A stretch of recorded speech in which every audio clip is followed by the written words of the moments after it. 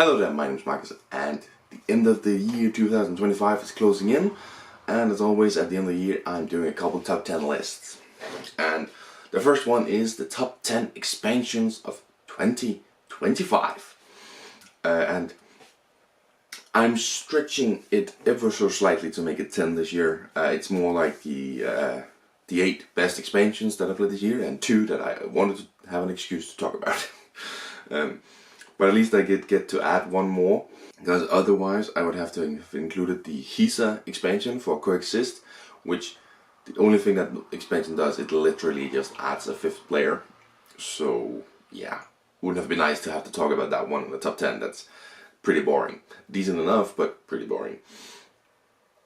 So instead, we're here with 10 good expansions that changes up a little bit to the gameplay. And let's start off. Number 10. Lord of the Rings, The Duel for Middle-earth Allies expansion. Yes, it only enters in at number 10. Barely scraping by. Just not as good as the other expansions that are on this list. The changes it brings is not changes that I'm very happy with, and well, I am happy enough about it, but it doesn't bring enough good changes to justify a higher position. Some of the expansions that come in here are really, really great. So yeah, Lord of the Rings Duel for Middle-earth Allies expansion comes in at number 10. I mean, it brings in allies, you shuffle them up and have 3 different allies for each turn, and it's great to see some characters in there, some you recognize, some that are a little bit more obscure, so that's lovely for if you love the books more than the movies. That's a really lovely thing. But yeah, it could have brought in the allies in a better way, and it would probably end up higher up. It didn't. It ends in at number 10. Number 9, Keystone North America Coastal expansion. I've said 2nd edition, but I do believe the Coastal expansion can be added to both 1st and 2nd edition, sort of like the expansions for Dune Imperium, where it's like it doesn't matter which one. So yeah, the Coastal expansion comes in here. It is a modular expansion. I'm not always super happy about modular expansions, and this one is. I would say it brings 4 modules, and it's only one of the modules that I really dislike. So that's a pretty good hit rate. The other ones are pretty decent. It just adds some cards to the deck. That's always lovely. So it does add some interesting stuff. It could have been a better expansion, and it would probably end up higher, but it ended at 9th for the year. Number 8. Now we're getting into the expansions that I really, really like. And the first one is Here to Slay Banner Quest. So Here to Slay is a lovely little game from Unstable Games about being a party leader that assembles a team of heroes trying to defeat a bunch of monsters. In the regular game, the win condition is defeat 3 monsters. Banner Quest adds in banners and a few new heroes with different abilities who can sort of change class. And then it's about brings in a secondary win condition of, well, having 3 banners rather than just defeating 3 monsters. And that's pretty interesting. It brings something new to keep an eye on, especially because one of the banners is just every time you slay a monster you claim that banner. So when you slay a monster you get to claim that banner, and that can be something going into your what you think about doing. But you also gotta be careful, because people can steal your banners from you, or it wasn't steal, I can't remember the word they used, but it technically wasn't steal or whatever, but like take it from you if they really love the condition either. So it brings some fun to this fun game without overly complicating it, and that's very lovely, because Here to Slay is a simple little game. So when you're at something like this, it's gotta remain simple and fast, and it remains simple and fast, and just adds this not secondary win condition to keep an eye out for and from your opponents. So yeah, brilliant little expansion at number 8 this year. Number 7, Flamecraft Dragons and Dragons. So this one is also a modular expansion, but I love the modules that this one brings. I really do. It brings a handful of modules, 5 or 6 modules, man.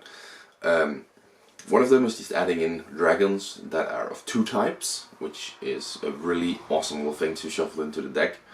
And having to use them, really cool abilities as well. The other one enhances your enchantment ability, so you can do something extra when enchanting. Also, just a really cool addition to it that works really, really great. There is one that called Packs and Potions or whatever, which we didn't use too much, but it was a cool little thing to add in. So yeah, Dragons and Dragons, really a cool expansion with some really great modules. It is still a module expansion. It's always good to drag down with a module expansion. It just is. But it is a really cool module expansion. So yeah, it comes in at number 7. Number 6, Flamecraft, Dragons of the Past.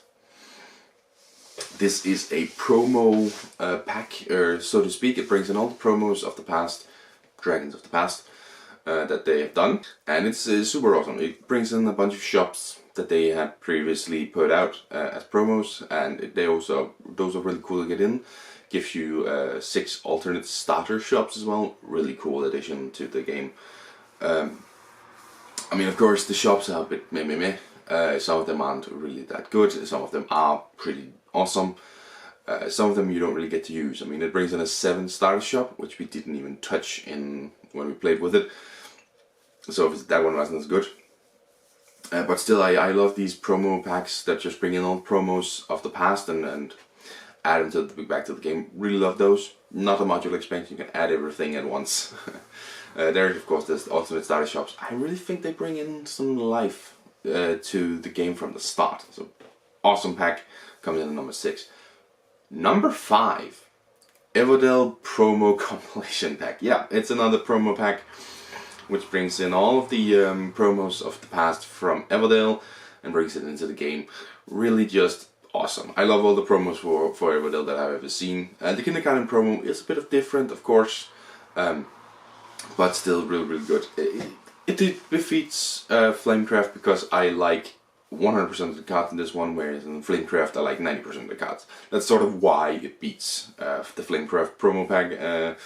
But yeah, just a awesome product for them to release, and a great way to get a hold of these promos. I mean, the thing that's really great about promos is it lures you into some of the events that are around the planet, you know, and Packs Unplugged and whatever there else is. But at the same time, I'm geographically locked in Europe. It's expensive for me to have to go to like USA or something. So this is a great pack to release and say, okay, here is an opportunity to get the promos that we released earlier. It's a great product, really awesome from Everdell or the Everdell team to release it. Number 4, the Wingspan expansion packs. Now this year, Wingspan came out with 6 little expansion packs that add 25 cards each, all with like a different theme. There was New Zealand birds, there was more Asian birds, Canadian birds, these things. And they are amazing. I mean, it's exactly what someone like me wanted. Just a whole bunch of new cards for the game. Of course, there's getting a lot of cards in the game, but it's so amazing. If I have to point out one, I love the New Zealand one. I think it brings the most interesting and unique bird cards to the game. But just an amazing little product for them to release. I, of course, have all of them. So yeah, just a great thing, kind of expansion to release here. Number 3, Critter Kitchen a la carte expansion. You always gotta be wary when it's an expansion that comes out with a Kickstarter project. Sometimes they're absolutely terrible, sometimes the Critter Kitchen a la carte expansion. I really like this expansion. What it brings is, it brings sort of a cart, they say, to 2 or 3 of the 3, I think it is actually, of the destinations on the board, which adds something. It can be just extra sort of ingredients or sauces, which can of course increase the quality of your meals. It can also be a little trophy thing, or you know, a separate way of scoring in like a separate set collection, which can bring some few extra points in. So that's lovely. That's the last thing I remember it being. It's like the 3 different things, categories of it, but it basically brings in new kind of ingredients that needs to be kept in the freezer / fridge, whatever, or it brings alternate ways of like having scoring as some points in some set collection stuff. But I think it's a really good expansion just because it brings something different, and if you go for it, you can make sure that it's different every single time for quite a few games to experience what differences they have. So yeah, it really is a great enhancement to this already really good game. Just bringing a little bit of extra in without bringing a bunch of complication or really something where you are getting a headache from keeping track of it, because you can absolutely ignore it. And just, okay, you score some extra points from that, but I'm gonna serve up the best meals and score some points from that or something. It's not a guaranteed win just because you go for these things. Sure, there's some cards that are quite a bit more interesting than others, absolutely. But overall, it's a really good expansion, a really good addition to Critter Kitchen. Number 2, Forest Shuffle Exploration. This is first and foremost also a promo compilation. All the promos of the past I brought in here.